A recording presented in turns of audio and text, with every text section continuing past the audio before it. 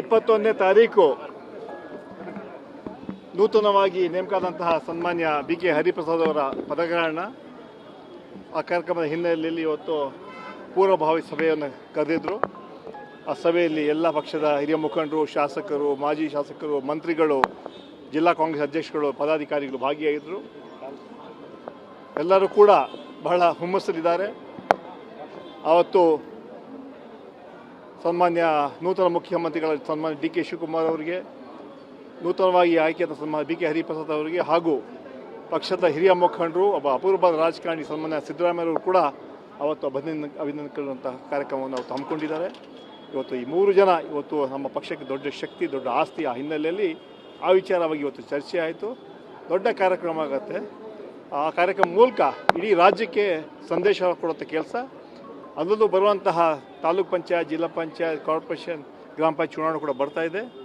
ಆ ಹಿನ್ನೆಲೆಯಲ್ಲಿ ಈ ಸಭೆಗೆ ಎಲ್ಲ ಜಿಲ್ಲೆಗಳಿಂದ, ಎಲ್ಲ ತಾಲೂಕುಗಳಿಂದ, ರಾಜ್ಯದ 224 ಕ್ಷೇತ್ರಗಳಿಂದ ಕೂಡ ನಮ್ಮ ಮಾಜಿ ಜಿಲ್ಲಾ ಪಂಚಾಯತ್ ಸದಸ್ಯರು, ತಾಲೂಕ್ ಪಂಚಾಯತ್ ಸದಸ್ಯರು, ಗ್ರಾಮ ಪಂಚಾಯತ್ ಸದಸ್ಯರು, ಬ್ಲಾಕಿನ ಅಧ್ಯಕ್ಷರು, ಪದಾಧಿಕಾರಿಗಳು ಹಾಗೂ ಎಲ್ಲರೂ ಕೂಡ ಕಡ್ಡಾಯವಾಗಿ ಭಾಗಿಯಾಗಬೇಕಂತಹ ಚರ್ಚೆ ಕೂಡ ಇವತ್ತು ಆಗಿದೆ.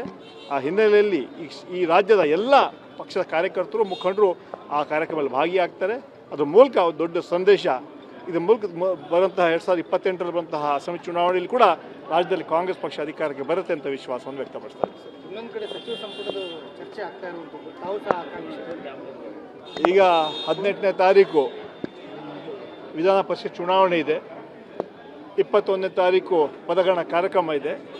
ಅದರ ನಂತರ ಬಹುಶಃ ಸನ್ಮಾನ್ಯ ಮುಖ್ಯಮಂತ್ರಿಗಳು ಹಾಗೂ ಪಕ್ಷದ ವರಿಷ್ಠರು ಚರ್ಚೆ ಮಾಡ್ತಾರೆ. ಯಾವಾಗ ಕ್ಯಾಬಿನೆಟ್ ಎಕ್ಸ್ಪೆನ್ಷನ್ ಆಗಬೇಕಂತ ತೀರ್ಮಾನ ಅವರು ಮಾಡ್ತಾರೆ. ತಾವು ಕೂಡ ಆಕಾಂಕ್ಷೆ ಆಗಿದ್ದಾರೆ.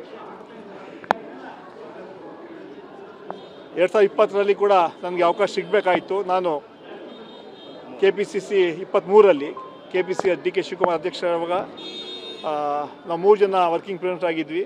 ಈಶ್ವರ್ ಖಂಡ್ರೆ, ನಾನು, ಸತೀಶ್ ಜಾರಕಿಹೊಳಿ, ನಂತರ ರಾಮಲಿಂಗಾರೆಡ್ಡಿ.